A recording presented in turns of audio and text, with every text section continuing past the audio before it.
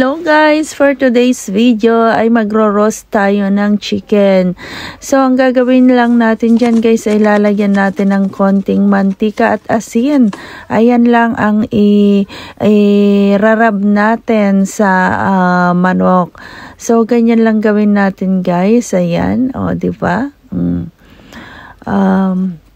Ganyan lang, i-rub lang natin siya and then maglalagay tayo ng konting tubig para hindi masunog ang ating chicken. So ipasok na natin guys sa oven, naka-automatic na yan na pang roasted chicken. So eto na nga, binabaliktad-baliktad ko siya guys para maganda ang kanyang pagkakaluto.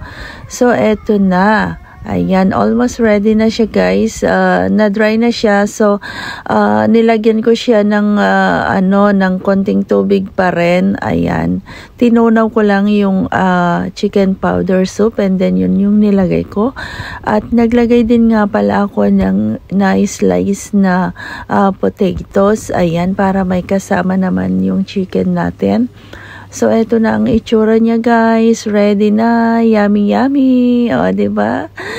Thanks for watching. Have a good day po.